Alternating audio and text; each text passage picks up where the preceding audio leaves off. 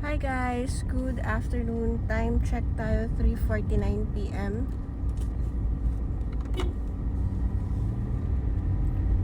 Wala siya. Okay. So time check tayo 3:49 PM guys. Lalabas ako ngayon, pupunta ako ng coffee shop para dun mag-break. Kasi gusto naman natin magkaroon ng another like setup. Kasi syempre guys, kapag yung mga katulad natin na super naman na super workaholic, need natin kahit papano na alam niyo yun, change of environment. Well guys, yung mga strategies, eto yung mga strategies na nag-work sa akin. Hindi ko sinasabing gayahin nyo or it will work for you. See it for your own, see it for your own, like experiment kung ano yung mga strategies na magbo-boost ng inyong magbo-boost ng inyong working, anong tawag doon? Motivation, or magbo-boost ng inyong mindset. Ano ba mindset? Basta kung anong mag-work sa inyo guys, yun ang i-push ninyo. So right now 3:50 na. So subukan natin tumambay ng around 3 hours sa coffee shop. Syempre dun ko kayo dadalhin sa kung saan talaga ako nag tumatambay kapag mga ganitong malapit lang dito yun sa amin. So yeah, carry bells lang. So ang gagawin ko lang din naman dito is mostly yung mga part. Oh shoot, nakalimutan ko yung papel. Oh my god.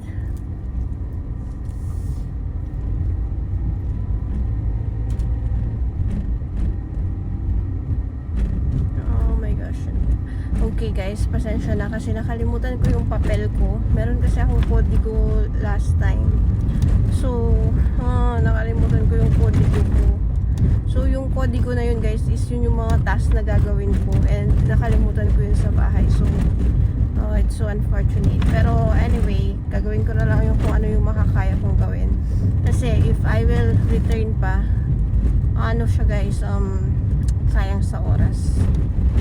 So alam ko naman may mga magagawa pa akong iba eh. So yun ang gagawin ko, kung ano yung kaya kong gawin lang. So ayun guys, natapos na naman yung isang shift natin, no? From 7 AM to 3 PM nag-shift ako. And guys, talagang nakaka-apekto sa akin ngayon yung maagang gumigising. Like I'm not myself, kumbaga.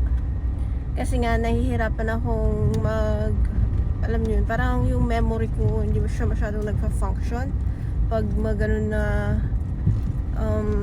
maaga akong nagigising. And ang bilis ng araw guys, no? Thursday na ngayon. Ako, parang kailan lang, grabe, Friday na bukas. Anyway, ayun, masaya ako na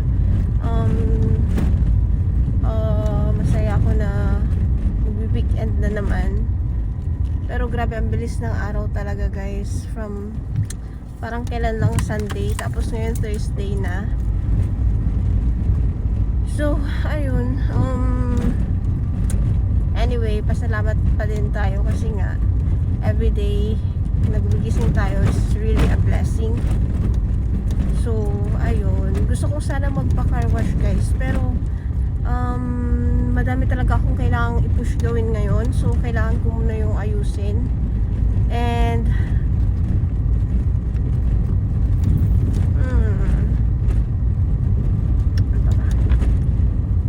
kailangan ko munang ayusin yung mga kailangan kong gawin. And within those 3 hours na tatambay ako dito sa my coffee shop, I would like to see myself being productive.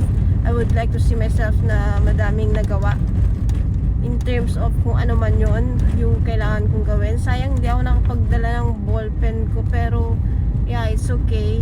We can take notes sa notepad.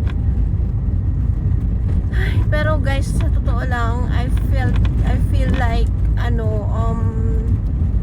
I feel like dapat talaga nag-jot down na ako kanina ng mga things na kailangan kong gawin. Kasi kapag disorganized ako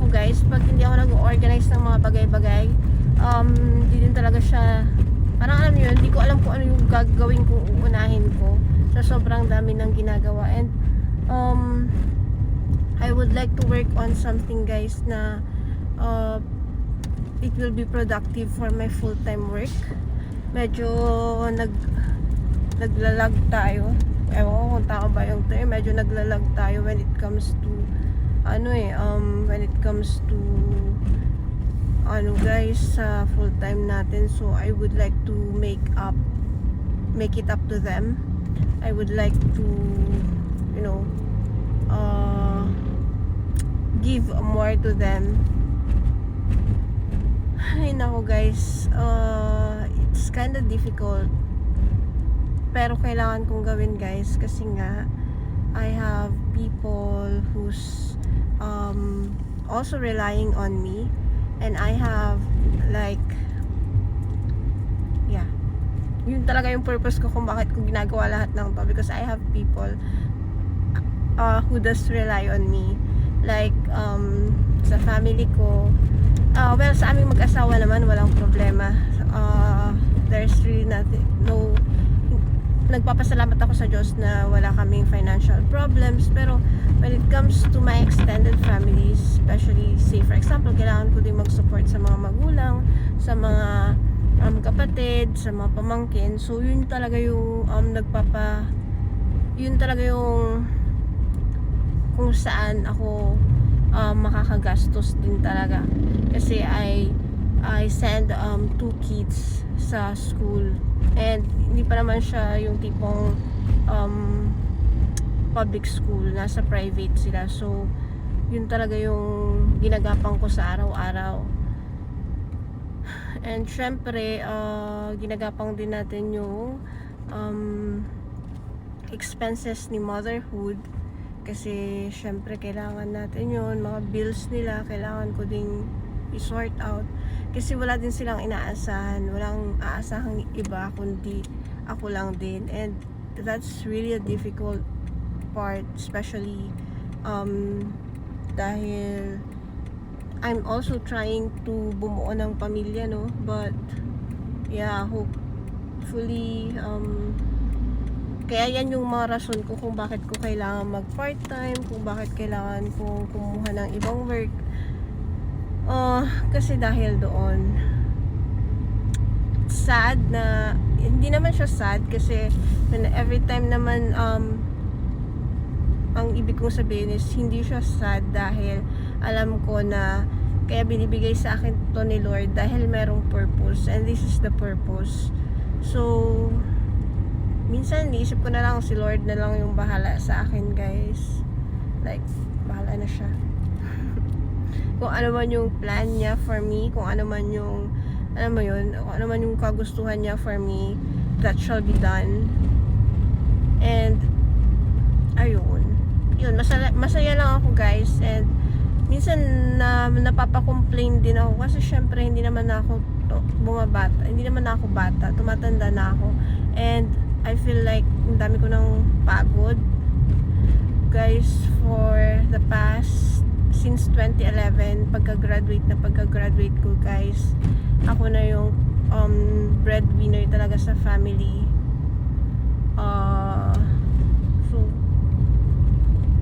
So kung ilang taon na yun, di naman sa binibilang natin, guys, yung pagtulong natin sa pamilya, no? Pero minsan gusto din natin magpahinga. Minsan talaga, guys, iniisip ko sana meron din akong karelyebo na alam niyo yun, tutulong sa akin kapag sinabi kong pagod na ako, ganun.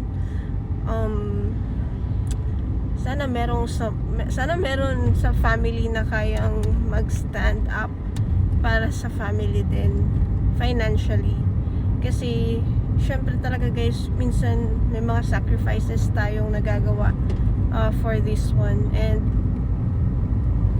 kapag ikaw yung breadwinner, ang dami mong sacrifice talagang ang dami kang sacrifice na ginagawa talaga. Basta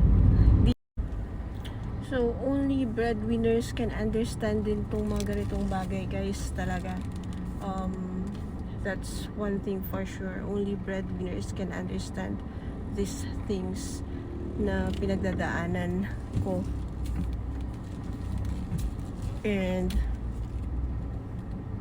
alam nyo guys, sobrang, ano pa to? Wait lang.